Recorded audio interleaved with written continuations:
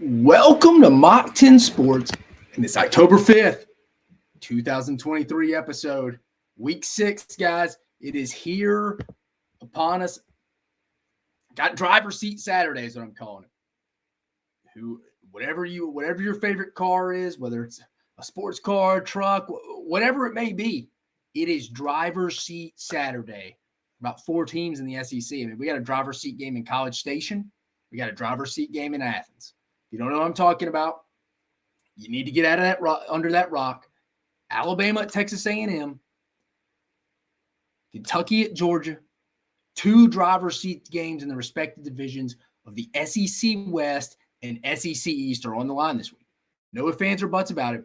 Also, just think it's an opportunity game in Columbia, Missouri, in Como. Probably the biggest. We'll get into it when we're previewing all the Week 6 matchups, but the biggest home games is probably 2013, probably since their first home game against Georgia that year. Remember that one where it was, what was it? What was the exact terminology? Georgia drew it on the dry erase board. It was grown man football. Back and forth between the Big 12, SEC, back and forth. That was probably the last, probably since then. But big game in Como, battle between the Tigers, LSU traveling to Missouri. LSU needs it, has to have it. No ifs, ands, or buts about it. Missouri would love to have it. Not a must win, but would love to have it. We also got, we'll obviously preview all 3 of those games along with Florida, Vandy, and also Arkansas, Ole Miss. I got my 7 gambling picks for this upcoming weekend's money-making weekend, Week 6 edition. Right now, we're 25-24 on the season, 52%. It's kind of where we want to be, but we want to finish the year 58-60% range. I told you, the last 3 weeks, we've been killing it. More film equals more money in your pocket. Again, if you have not already opened a fund for your kids' college tuition, I don't know what you're doing. Last 3 weeks, you could be putting that stuff away, saving that. They get into college, they get a ton of money. I'm telling you, you keep listening. Wait till basketball season and baseball season come around. It's only going to get better. Again, first 3 weeks, we're filling it out, kind of getting a feel for each team. The last 3 weeks, I should say first 2 weeks. If you include week 0, 3 weeks. Last 3 weeks, weeks 4, 5, 3, and 4 and 5, we've been killing it. Again, 25-24 on the season, 52%. Most great professional bettors would just like to be around 50%. We're just a notch above that. But again, we've gotten better over the year. It's all you can ask for. But first, let's go around the SEC. NCAA, in case you missed it yesterday, announced they will prohibit recruits taking photos, doing photo shoots on unofficial visits. Let me repeat that. The NCAA prohibits photo shoots on unofficial visits now. If you don't, for prospects, if you don't know what that means, prospects really used to just be jerseys back 2014, 15. Then it starting about 2017, 18, a full-on uniform, pads, helmets, pants, glove, cleats, armbands, wristbands, whatever you wanted it, different props coming in, backdrops. Kids would come on campus, could take pictures whenever they wanted. They could do it 5, 6 times. I mean, just off the top of my head, for A&M fans that listen, you remember Bobby Brown, Trey Brown from Lamar, Arlington? I think he got drafted by the Rams, LA Rams. Was a good player. He maybe came and did a photo shoot. I'd have to ask some of my A&M buddies who are different places now, 7 or 8 times with different buddies. It wasn't him. It's usually just for his buddies. Now, I get it. If I was a big-time recruit, this is a once-in-a-lifetime opportunity, not only for me, but for my buddies who come along. They would like to get in those uniforms. But again, it just became a little bit too much, especially from an unofficial visit standpoint. Most guys coming in, the big-time guys averaging getting 4 or 5 different photos in different uniforms. When I worked at UCF, they're kind of like a step below Oregon from a standpoint of uniforms. They have a ton of uniforms. They always have a space uniform that gets voted top 5 uniform in college football each year. I mean, kids like to try on. My point being, UCF had a ton of different uniform combinations, so kids wanted to get in multiple ones. But I will say this, they can still do it on official visits. If you don't know what official visits are, that's when the school will pay for the prospect and up to 2 guests, all their expenses for a weekend, a 48-hour period. 1 second. Oh, we're good now.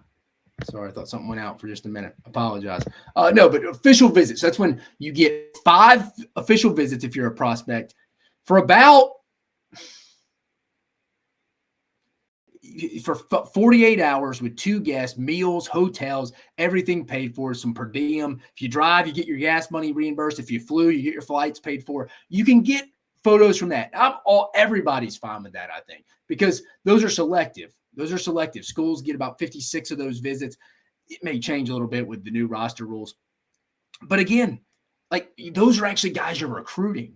You're wanting. You don't mind doing that. It also fits into the schedule on Saturday night after a dinner. It's something to do for about an hour for them and their family, their brothers and sisters, whoever may come, grandma and grandpa, to get in photos. But again, those guys are actually real prospects. It's when it gets like a 7-on-7 team comes and you're wanting to recruit 2 or 3 of them, but you got to get about 50, 55 of them in a uniform. That happens all the time in the spring throughout the summer. I'm glad they put an end to this from an official visit standpoint. Met in the middle. OVs, official visits, they can still get pictures. It just became too much. I mean, a lot of it was coaches didn't like it. Support staff members really didn't like it. But a lot of times the coaches wouldn't protect their support staff members and their creative designers who actually did the work, because at the end of the day, if a kid came up to you and said, hey, Coach Malzahn, Ohio State let me do it. You are going to tell me I can't take pictures? Right, wrong, or indifferent, you're probably going to do it because you don't want to lose a kid over him wanting pictures. But I always used to say it to the coaches, the kids will tell you who they are. They'll tell you who they are by their actions. Heck, if you won't come to me because I didn't give you or you or your buddies or your family enough photos, are you really about football? Are you wanting to skip like meeting with your coaches on the visit to talk about X's and O's or academic visits because you want pictures? Do I want you in my program? I know people are gonna be like, well, hey, Boomer, get out of here. Like, this is the time. This is the modern time now. Yeah, but unless you've worked in it, you don't understand how excessive it got. None of the adults in the room wanted to say, hey, guys, we can't do this. It's always just like, well, Ohio State. The coach didn't want to tell that guy because he was afraid he wasn't going to get that would affect that kid's recruitment. The head coach is so locked in on his own stuff. They would never realize it unless they heard it from their support staff member or assistant coaches. It was just all over the place. Everybody's going to be like, well, don't they have bigger things to worry about than photo shoots? I'm telling you, this is a bigger deal than you think. So touche for finally getting this done, coaches, NCAA. I don't care if people are making fun of it. If you've worked in it, if you've had boots on the ground, very important. NCAA prohibits photo shoots on unofficial visits. Official visits can still happen. Moving on, Kirby Smart.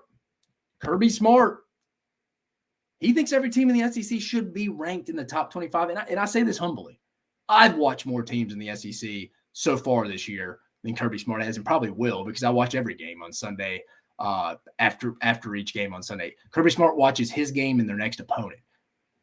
Now, Kirby Smart will not probably watch Alabama unless it's through cross playing, which happens with teams like Tennessee and Kentucky this year, because that's who Alabama plays, unless Georgia plays Alabama in the SEC championship game. But I would say I've watched more teams in the SEC than Kirby Smart has so far. Humbly saying that. Kirby Smart's forgotten more football than I know, but I'm just saying my eyes have watched more football than Kirby Smart has from an SEC standpoint. He said in a press conference yesterday, or 2 days ago, I forget, it's our last episode on Monday, he thinks every team in the SEC should be ranked in the top 25. What are we talking about here, Kirby? Let's pull up the AP top 25 real fast. Not that I even keep up with the AP. It's actually a pretty terrible poll. I mean, first of all, Texas A&M isn't even in the top 25, just to let you know that. That's where we're standing. But the SEC right now, Georgia ranked number 1. We'll keep going down. We got Alabama coming in at 11th. We have Ole Miss coming in at 16th. We have Kentucky at 20th, Missouri 21st, Tennessee 22nd, LSU at 23rd, and that's it. I mean, I agree with them. Texas A&M should probably be in. I mean, I'd trade out Texas A&M for LSU right now. I don't know how LSU's still ranked in the top 25. I think on paper that could change. And I like LSU this week against Missouri. We'll get into that here in just a minute. But right now, A&M has an easier argument. I mean, people are like, oh, they got beat by Miami. Well, Miami's going to probably play in the ACC championship, guys. Miami, yes, you heard it. Miami's probably going to play in the ACC championship. Miami's better than just what people think. This isn't your little brother's last 10 years, Miami. I think I'm not saying they're a national title CFP contender, but they're better. It's not a bad loss. But I don't know who Kirby wants in the top 25. I mean, I'm not putting South Carolina in over anybody in the 20 range. I mean, I'd maybe drop LSU out. I mean, I'm not putting Arkansas in any of that. I mean, we're definitely not putting Vandy. We're definitely not putting Auburn. I mean, they put a valid effort up against Georgia last week. I mean, I get it. He probably didn't fully mean it. But again, some of that stuff, and this is an SEC podcast, guys. I mean, this is Mach 10 Sports. We cover football, basketball, and baseball in the conference. I would love for every team in the SEC to be ranked top 25. That would help me. That would help my business. It's just not the case. I don't know why coaches talk out of their ass sometimes when it comes to that. That was just kind of an asinine statement. Don't really get that. But again, I would just love to ask Kirby, who does he think should be in the top 25? I mean, I agree with you, Texas A&M. But I mean, who are you going to supplement them in for besides another SEC team in LSU? I just sometimes don't get what he. I mean, who would he like? Again, South Carolina, Arkansas, Mississippi State. I just don't think so. I just don't think so. But just wanted to bring that up. Continuing on around the SEC. Anybody hear that? They just debunked it before the show. The Jalen Milroe hamstring that people are saying he's limited this week, that it happened in practice. I'm starting to think. We'll talk about Alabama A&M in just a minute. I'm starting to think Vegas is throwing that out there. They want more money on A&M. And if you're picking A&M, that may scare you a little bit because it's why somebody on a podcast stated a lot of people out in Vegas think Jalen Milroe has a hamstring injury that Alabama's hiding. Everybody you talk to that you trust within the Alabama program says that couldn't be further from the truth. If you listen to Nick Saban on the Pat McAfee show today, as he normally gets on Thursday afternoon, didn't even mention it, he talked to Milroe right before the show talking about, hey, I know you're going to Texas. Let's don't make this game bigger than it is. Just go do what you've been doing. We should be fine if you do that. Besides the point, I'm talking about his hamstring here. Not that Nick Saban didn't even come out on the Pat McAfee show and say that he had a hamstring. But again, where does this stuff come from? Apparently people out in Vegas, you watch the next round guys, they said they hit up a bunch of their guys. What was his name? God, I forget the Vegas guy they get on their show. I forget what his name is. I apologize. But even he was like, they're like, is this true? People in Alabama and everybody who's checked with their sources that I've talked to as well says this is totally false. So I don't know if Vegas is trying to get more people to go bet on A&M. So when Alabama wins, they make a lot of money. Because the line started off at 7.5 on Sunday for a brief 5 minutes. Now it's down to 1.5, less than 48 hours before kick. Big line change. It's interesting, but I know Jalen Milroe does not have a hamstring issue. I do know that. LSU going over to the boot. Probably been a rough week over there, if I had to guess. Didn't get any better. LSU DB Deuce Chestnut, who did not travel with the team to Oxford last week, is no longer with the team, according to Brian Kelly. I don't think he's done forever. He's just currently not with them. It's another body, though, in the backfield. I mean, the Syracuse transfer from Camden, New Jersey. I remember recruiting him when I was in college football. Yeah, it's weird. He's not with the program right now. Just from a pure body standpoint, I don't know about – I'm sure he's off the team for some reason, character issue, not being all bought in. Hearing that side of the ball for LSU on defense is not great right now. Not really connecting with the coaches if you're going – if you know what I mean with that. Interesting, though. He's going. They're losing bodies. Obviously, prayers up for Greg Brooks, the safety from LSU, the transfer from Arkansas. Everybody knows he had a brain tumor. It came out.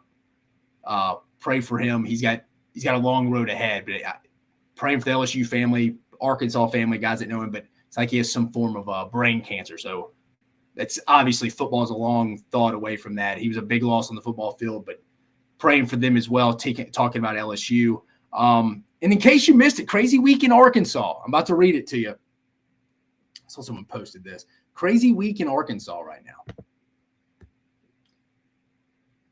Recap of the week in Fayetteville. Obviously, the loss to A&M wasn't good. Third loss of the year already. Strength and conditioning coach, his wife tweeting, be supportive or go away, and then putting herself on private when they've only been there 3 months. It's not a good way to get after the fan base after 3 straight losses. Offensive coordinator Dan Enos emailing students back who reached out to him about play calling in Arlington against Texas A&M, asking why he did not get under center with a 6'4" quarterback, 240, 250 pounds, and KJ Jefferson and sneak it under center. He asked them, what play call would you have rather called? And then kind of started spatting back and forth with some students who emailed him.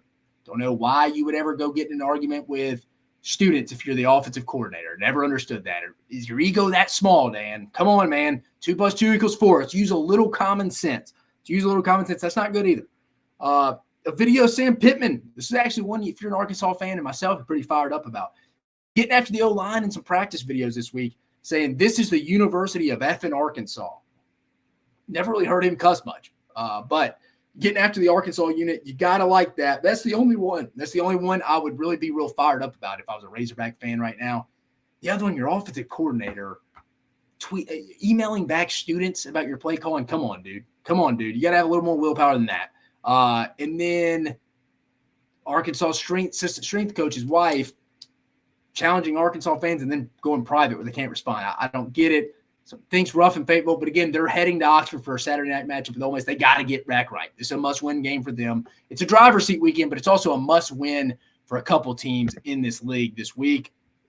Transitioning over to basketball, basketball practices start November 4th, first matchup. We're about a month away. Unfortunately for Mississippi State, though, Mississippi State fans, not great news. Forward Tolu Smith is going to be out until conference play due to a foot injury.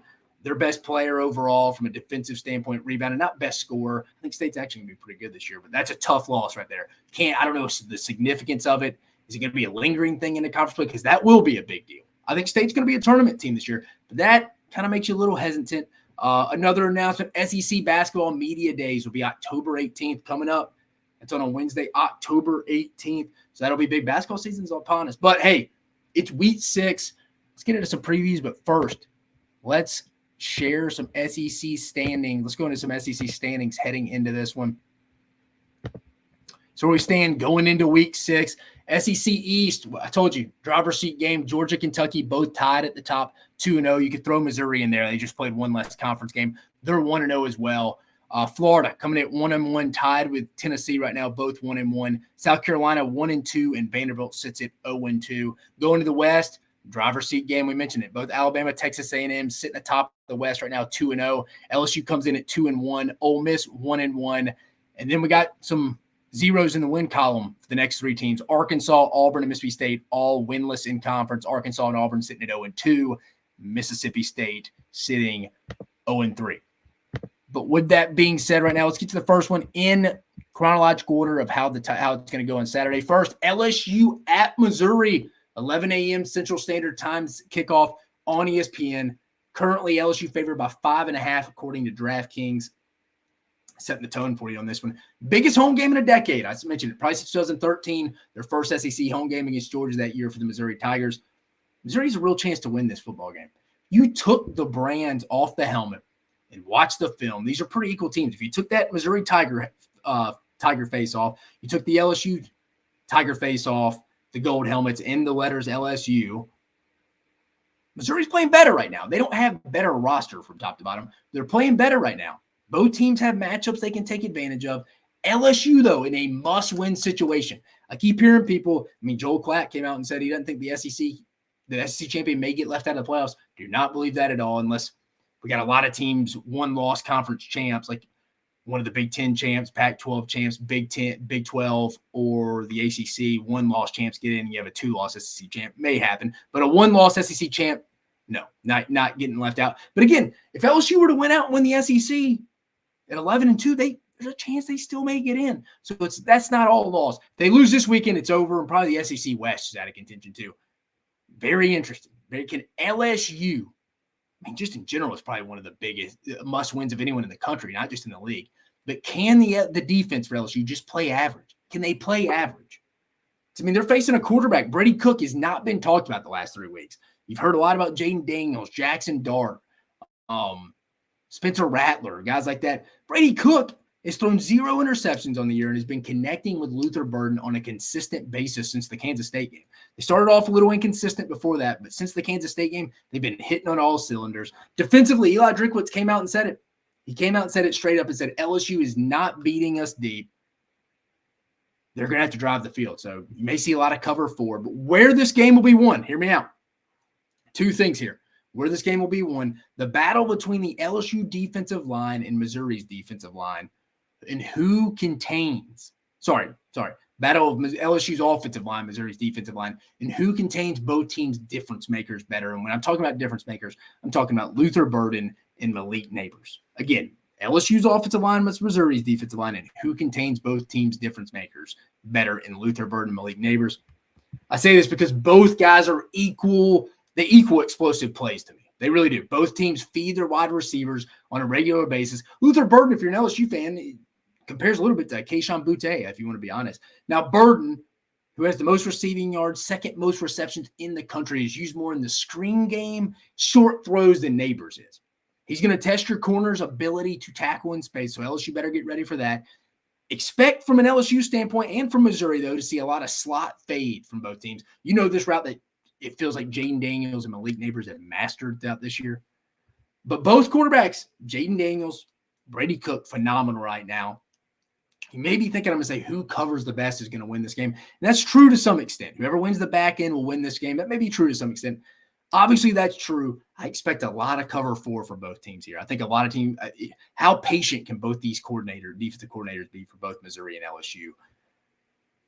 But we're going to go another prediction here. The other key in this game is going to be LSU's defensive line winning their one-on-one battles and obviously stopping the run up front, but also creating a pass rush by winning their individual matchups. That's going to be key. LSU's defensive line winning their individual matchups will be key as well here. There's a lot of this game a little bit when you were doing some self-scout on it, went a lot of different directions, really. I mean, you could have Luther Burden, who stops the explosive playmakers. I mentioned that. LSU's offensive line. Then I'm also throwing in kind of a third one here. Does LSU's defensive line step up and kind of win their one-on-one battles? Mekhi Wingo, the former Missouri Tiger, coming back to his hometown. He's from St. Louis. Can Mason Smith step up? I know he's coming off an ACL tear, but he's been playing soft. Can a Jordan Jefferson step up? The West Virginia transfer for LSU. Need some guys on the edge. Savion Jones. Can Ovi Ogafo step up? I mean, I know he's a backer, but that front needs to step up. But prediction. You probably think I'm going to pick a lower score game than most predict in my selections of where this will be won. You're probably going to think just the way I'm talking about the defense and limiting explosive plays, some guys or teams are going to, both defenses are going to be willing to give up the 6 to 8 yard plays instead of letting receivers or playmakers run behind them. However, I do think both teams have good offensive play calling days and will take advantage of both defenses again. I don't see either defense in the secondary just getting better over a week. I will be interested, though, to see how patient, I said it earlier, LSU's offense and Missouri's defense will be playing cover four. How patient they will be. Who will blink first, really? What coordinator is going to not panic after giving an 8 yard gain or something? Just like, hey, let them drive the field. Let's win in the red zone. Can LSU be patient enough to drive the field, and can Missouri's defense play back and let LSU make the mistake? And vice versa. Can LSU's defense be patient and see if Missouri struggles in the red zone? Expect a lot of yards after the catch in this one, as both teams are not great tackling teams, and both teams have success in the red zone. LSU gets a late touchdown from a Jaden Daniels to Chris Hilton connection, and the Tigers hold off a last-second heave by Missouri to preserve a much-needed road win in the SEC. It's going to be close, but give me the LSU Tigers in this one, 38-31. Give me the LSU Tigers here, 38-31. Moving on, Alabama at Texas A&M, 2:30 p.m. Central Standard Time Zone on CBS. Alabama currently a favorite by 1.5 on DraftKings. Remember, it started off on Sunday for a blink second. If you blinked, you probably missed it. Alabama's favored by 7, I think 7.5. I saw it somewhere too. But setting the tone, people I see keep coming out and saying this could be a tenure-defining game for Nick Saban. I don't get that. I mean, 17 seasons in, the guys won 6 national championships. Why would this be a season or a tenure-defining game for Nick Saban at the University of Alabama? Not even a top 5 one. I mean, thinking back on it, maybe 2016 game versus Ole Miss, 2012 Georgia in the SEC championship, 2015 in Athens. That's when they're back against the wall. They'd already lost to Ole Miss. There's been plenty of other ones. But in my opinion, this is the biggest game for Jimbo Fisher in his time at Texas A&M. If there was a time for them to beat Alabama, there was a year to insert yourself in the upper echelon of the SEC. It's this one for Texas A&M. If not now, when? In the last year of the SEC West, it could not be more open. This is a driver's seat game right here. Winner is in the driver's seat to win the SEC West. Now, in regards to Alabama, I'll say this. It would be a top 3 impressive win over the past 3 seasons for Alabama. It'd be up there with obviously not the circumstances and the ticket getting punched in the college football playoff, but beating Georgia in the 2021 SEC championship game. But it'd be probably 3rd. This would be a massive road win for Alabama, given what you know right now from the offense. a massive road win. This will be the most difficult game on Alabama's schedule, I think, because you got to think the Tennessee game, LSU games at home. The Auburn game is going to be tough because Jordan Hare's weird. But I think this, from a look on paper, where it's at, this is the toughest game on Alabama's schedule. Kyle Field's going to be loud. They feel like Texas A&M right now feels like they're the better team. They're cautiously optimistic, their fans. The team's a little bit more confident. But they right now think they're the better team. How the Alabama, though, offense handles that, plus a really good defensive front, will be telling. Will Texas A&M miss Connor Weigman's mobility inside the pocket, or will Max Johnson's kind of tenure in college football, he feels like he's like 38 years old at this point, and experience help push the Aggies over the edge? Also, keep an eye on Bobby Petrino's scheming runs to the edges to test Alabama's inside backers, Jahad Campbell, Kendrick Blackshire, and Trez Marshall. Also, it sounds like Deontay Lawson may be playing in this one, but if he doesn't, and if he's not 100, he's not going to be 100%. That could be questionable for Alabama. Right? Alabama was a little late. They played well for the most part at inside linebacker last week, but when Jaquavius Woody Marks got to the edge for Mississippi State last week a little bit, Alabama struggled a little bit there. Does A&M go to that in the run game? Because I think they're going to have to establish some kind of run game. But where this game will be won, it's going to be Alabama's offensive line versus Texas A&M's defensive line front seven. Again, I said in the last episode, A&M has produced an insane 30 tackles for loss and 15 sacks in the last 2 weeks against SEC teams, against conference foes. I don't care if that's against the fighting Helen Kellers down the road. That's impressive. I don't care if that's against a local middle school team in College Station or against A&M Consolidated High School. That's impressive. 30 tackles for loss and 15 sacks in the last 2 weeks against SEC teams. This matchup is going to be massive in determining the outcome because the ultimate key in this game is going to be who wins the most on first down. Alabama cannot get Jalen Milroe in 2nd and 7, 3rd and 7 type situation. This includes pre-snap penalties, procedural penalties by the Alabama offensive line. That can't happen. It can't be 1st and 15 right off the bat. The communication has to be sharp by all 11 guys on offense. They struggled that a few times this past weekend in Starkville, but it's going to be really loud at Kyle Field. If you've never been there, not overly hostile, but loud. Massive game and massive opportunity for Alabama offensive coordinator Tommy Rees to come up with a really good defensive game plan. I'm not overly sold on DJ Durkin as a great play caller, but their front, they've recruited so well in the defensive line, and they're about 6-7 deep. That'll make any defensive coordinator look good. Just let them go play. Again, I do think, though, if Alabama Smart get the quick, short game going to make A&M secondary prove they can tackle in space. That's how Miami got them. Just short underneath crossers that turned into big plays that ultimately allowed A&M or got A&M to come up and let Miami go over the top. Got a lot of yards after the catch, Miami did. It also negates the pass rush, too. But at the end of the day, the offensive line is going to have to establish some kind of respectable run game. That will be the key. Prediction, I think A&M hits a few shots to Aniyah Smith or Evan Stewart late to rally and get a fantastic win in Kyle Field this week. Alabama's offensive line plays okay, and probably you could make an argument, I think, could play well enough to win the game. But they and the Alabama offensive line stall out, I'm going to guess, about 2 times in the red zone, and Will Reichard's going to have to come in, finish that. They're settling for 3 instead of 6. That's going to be the ultimate difference maker. I think it's going to be proved costly for Alabama as too many red zone stallouts and the A&M defense step up when it has to. Am I confident in this prediction that A&M wins? Absolutely not. Probably a 2.5 on a 1 through 10 scale on confidence. I think A&M has the line of scrimmage advantage on defense, and the explosive skill guys hit 3 or 4 plays that prove to be back-breaking through the air. They're going to have to, because I think A&M and Alabama are not going to be able to produce sustaining drives more than once or twice, I think, on each other. Explosive plays and turnovers are going to be key in this game. Again, I think A&M gets a couple more explosive plays, wins the turnover battle, limits Alabama in their explosive plays, an exceptional defensive front by Texas A&M. I think that leads to A&M. When we close the book on Saturday night, they will be atop the SEC West standings. Give me A&M here, 24-20. However, this is my preseason prediction too. My 2 losses for Alabama going into the year were to Texas and Texas A&M. I still have Alabama ended up winning the West. I think the SEC West is going to come down to a showdown in Baton Rouge, where LSU is going to have a chance to ruin A&M's season. I know I'm giving you a little sneak peek preview about a month and a half away. I still think Bama's going to win the West, but they do lose this game on Saturday in College Station.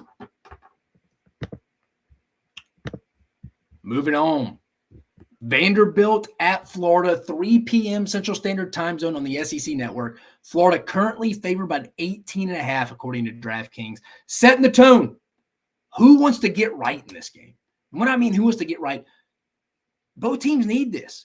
Both teams need wins here. Vandy has not had a win since week 1 because they played week 0. Remember, they beat Hawaii, then beat Alabama A&M, dropped one to Wake, dropped one to UNLV, then dropped some conference games since. And Florida's coming in licking their wounds after kind of, for lack of a better term, getting physically whipped by Kentucky and Lexington last week. What's the morale like in Nashville? They've already pulled quarterbacks, brought Ken Seals in, benched A.J. Swan. But hell, what's the morale in Gainesville, Florida right now? That looks like a totally disinterested team last week, especially on defense. I don't really give the offense too much crap because they got down so quick, 17, 23, nothing. That game plan had to change, and that doesn't play to Florida's hand when they're having to stretch the field. But just let's wake up a little bit. I don't know if it's the 11 a.m. kickoff in Lexington. I don't know what it was. Was it the color blue that lulled them to sleep? I don't know, but Florida's defense looked totally disinterested. But this is a very favorable matchup for the Gators, and here's why. It's a very favorable matchup to get back in the win column. Here's why.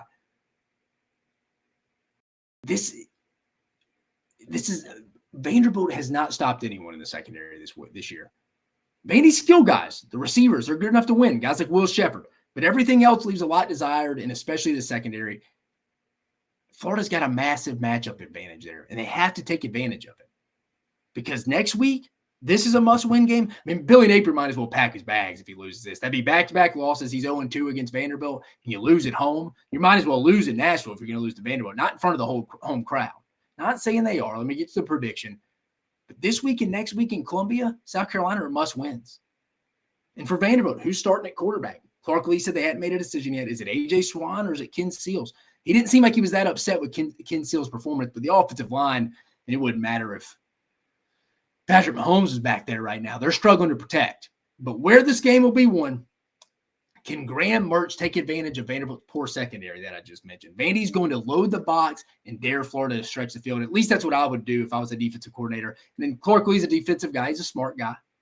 I respect his scheme. I think he'll do the same. It's going to come down to true freshman Andy Jean and can a guy like Ricky Pearsall win their one-on-one matchups outside for Florida? If Florida can make plays deep this game's going to get away from Vanderbilt and probably quickly. They need it. Prediction, I do think Florida hits a few explosive plays on offense, probably by the midpoint of the second quarter. Could see them starting a little slow, but by the midpoint, I think they're hitting. Would be surprised if they haven't by that point, honestly. Again, I want to see a more interested Florida team this week. Remember, just so disinterested, especially on defense last week. Just didn't even look like they really – still looked like they were waking up. And remember, those 11 a.m. kickoffs, thoroughly wake-up time, long travel, Florida to Kentucky. They just look disinterested. I need to see a little fire under some people if I'm Florida. That's the key, getting them ready. This game's a little bit more than that. It's at 3 o'clock, so they want to worry about the early start. But Florida's passing game isn't great, but Vandy's secondary is not good at all. Also, throwing Vandy can be turnover prone, and I expect a Jason Marshall, Jordan Castile, maybe defensive score for Florida in the secondary. Florida needs this more and still has some things to play for. Vandy, no offense, but a bowl berth right now, 6 wins seems like 3 time zones away. It seems about from New York City to San Francisco, California. Total afterthought. Florida still has issues, but pulls away from Vandy and sets up a much-needed must-win against South Carolina next week, who's on a bye week. That'll be a must-win at Williams-Brice Stadium for both teams. Both teams need it. They want to go probably overachieve in their season. But again, I think Florida gets the 38-14 win at home this week against Vanderbilt. Moving on. Kentucky at Georgia, 6 p.m. Central Standard Time, kickoff on ESPN. Georgia minus 14.5, according to DraftKings. Set the tone for you here. First place in the SEC East is on the line in Athens this week. Again, another driver's seat game in the SEC East. We talked about Alabama, Texas A&M being that in the West. Georgia survived its first road test last week in Auburn. This one is in the friendly confines of Sanford Stadium. Kentucky played phenomenal on defense last week. They really did, especially the defensive line, and really got the run game going last Saturday against Florida. Mark Stoops, though, 0-10 against Georgia in his career, and this again feels like a bounce-back game for Georgia. Granted, I did think the same thing a couple weeks ago for the South Carolina game. Is Georgia going to have that game this year where they come out and dominate, or are they just going to kind of be at 2019 Georgia with Jake Fromm and kind of just let's get to the finish line and see where it goes. We don't ever really put a full game together. We just keep winning, which is fine. It's all about winning. If you have more points than the other team at the end of the day, it's all that matters. But do they put an overall just very impressive performance? I haven't seen that with Georgia yet this year. I do think Kentucky quarterback Devin Leary is going to have to play the best game of his career. The NC State transfer, while Kentucky played well overall in offense last week, he was only 9 for 19 for 69 yards and a touchdown. That's not going to go win in Athens. It's not going to beat Georgia in Athens. But where this game will be won, Georgia's front seven versus Kentucky's rushing attack. If Georgia stops the run, they're going to win this game. It's that simple. 2 + 2 = 4. They stop the run game with Kentucky's Big Blue Wall and Ray Davis. They're going to win this game. If you go back and watch Kentucky's game against Florida, if you go back and watch it, again, we watch every Sunday, all the replays. Florida missed a lot of tackles. Some of it wasn't scheme. Sometimes they probably had too light of a box. Kentucky would have 6 blockers, and Florida would have 6 guys in the box. It was an easy mismatch. They got out schemed. Let's call it what it is. But when Austin Anderson, Florida's defensive coordinator, did call the correct plays, they missed tackles. I mean, you got to give Liam Cohen and the Big Blue Wall credit. That was the best game that the Kentucky offensive line's had in 2 years. You got to give them credit for executing their blocking scheme. But on some of those explosive runs by Ray Davis, if you go back and watch, defenders were there, but missed tackles extended those plays. And since Kirby Smart, it's good news for Georgia fans.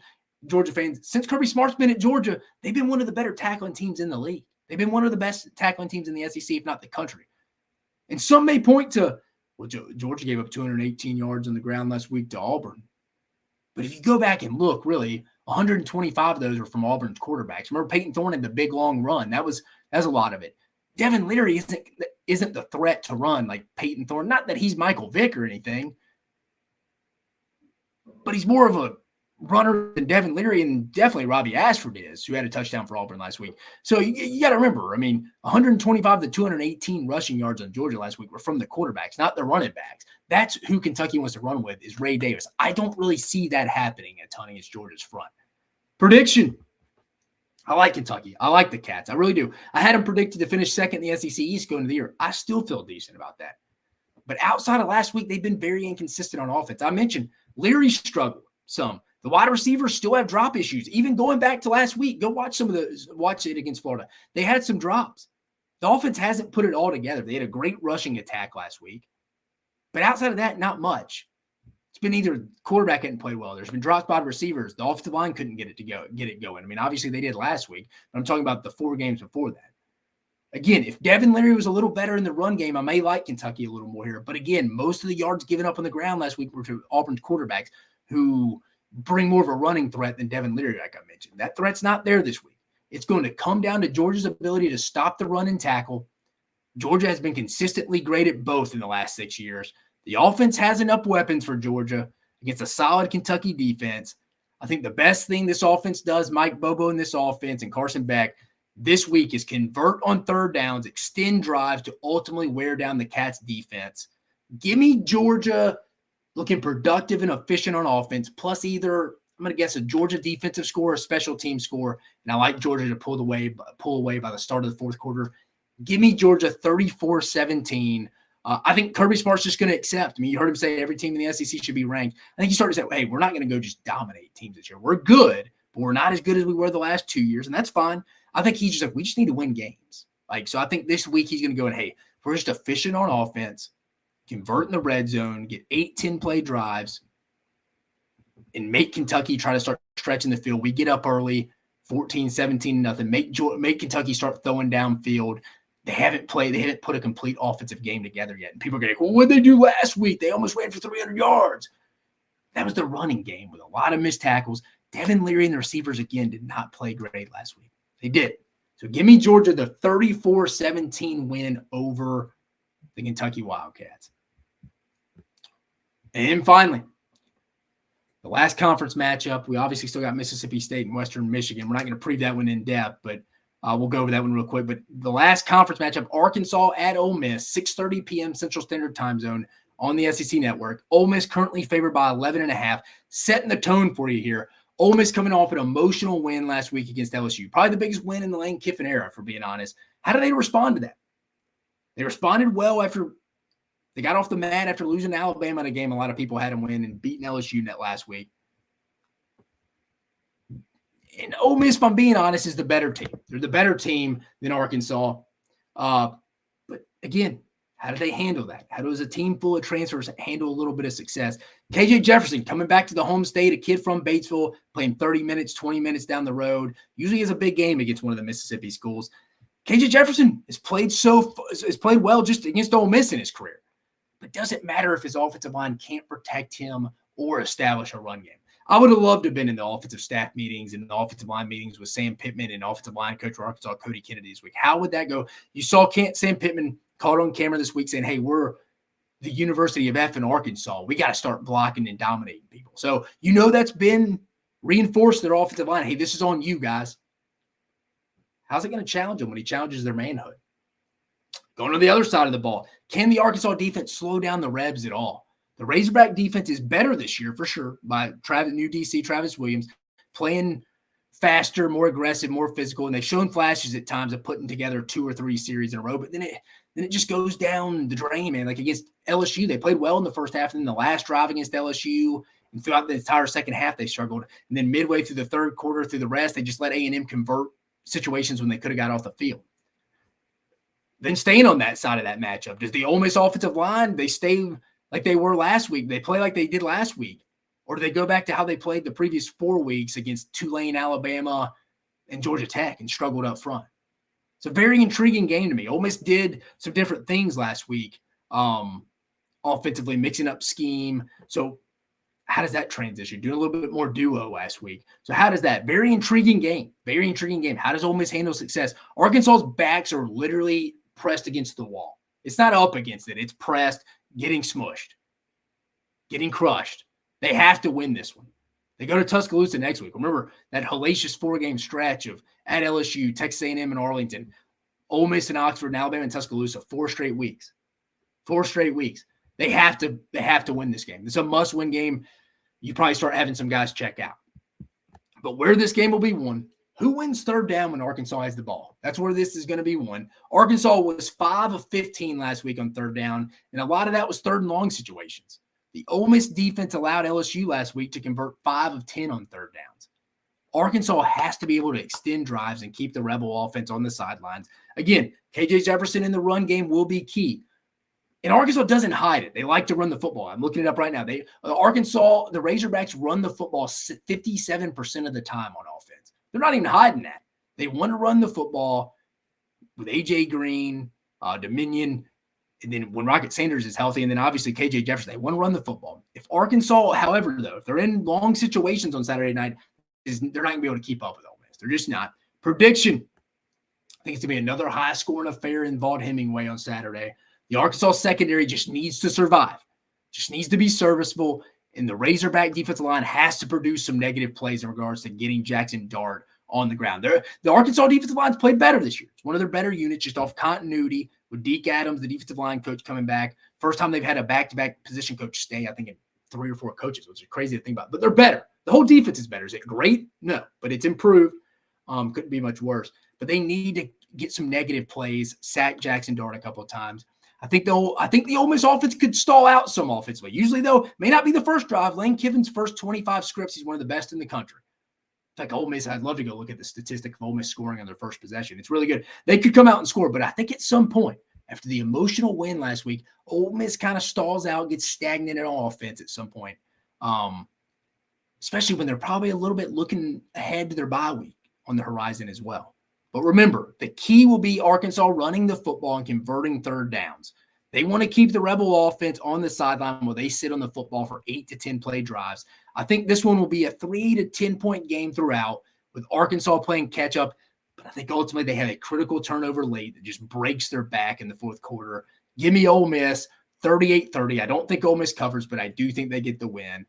38-30. Important game for Ole Miss. If they win this game, they head into their bye week before a game at Auburn, which obviously Jordan Hare is going to be tough. But if A&M beats Alabama, it'd be a good Saturday for Ole Miss if you're an Ole Miss fan and you're Lane Kiffin and his Rebels. That'd be a good – if you're an Ole Miss fan, that's a perfect Saturday. Now, if you probably threw in Western Michigan, beat Mississippi State, that'd be even better if you're an Ole Miss fan. But if they get a win against Arkansas and A&M beats Alabama, they're right back in that SEC West race. But I do like Ole Miss. on Saturday. Maybe starting a little slow or stalling out a little bit on offense. Remember, they got a bye week again next week, like I keep mentioning, but I do think they survive this one. They don't cover, but Ole Miss gets the 38-30 win. Then obviously the other one, we got the Mississippi State Western Michigan game on Saturday as well for the Mississippi State fans out there. That game kicks off at 11 a.m. on the SEC network. Western Michigan's not bad. The line's 20.5. I think the last time I checked. Let's see that. Let's just make sure. Yep, 20.5 right now. So that's kind of where we stand. So it'll be interesting to see. Mississippi State can't just roll the balls out. This is a get-right game for them, but they also got to respect Lance Taylor. Used to be at Alabama a little bit, was with him there. He's the first-year head coach there. So it'll be interesting to see. They can't just roll the balls out. They have to play well, but this is a chance for them to get back in rhythm. But let's move to it, guys. Y'all know what it is. Money-making weekend before we get you out of here. Again, 25-24 on the season. 52% on the season. We've only gotten better. Like I keep saying, more film equals more money in your pocket. It's never too late. We'll get the graphic out tomorrow with it, but let's get right to it. I like a couple over-unders here, guys. Georgia, Kentucky. Give me the under 49. I think it's going to be a low-scoring affair. Georgia knows they're not going to go win with style points. They're going to play good defense, stop the run. They're going to try to establish a run game, throw off play action, new clock rules. Give me the under. It's going to be a low-scoring game for Georgia, Kentucky here.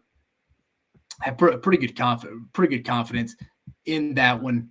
And then let's go next one. LSU, Missouri, over 64.5. Feel pretty good about that. I think it's going to be a high-scoring affair. Both offenses lighting each other up. I think LSU has some major defensive issues with the staff and players right now. I think LSU is still going to be able to put up points on offense. I think they have the best offense in the SEC. I know they lost last week to Ole Miss, and Ole Miss put up points, but I do like LSU over Missouri, over 64.5. Kansas State, Oklahoma State tomorrow night. I like the under 48 on this one. Both teams are not explosive.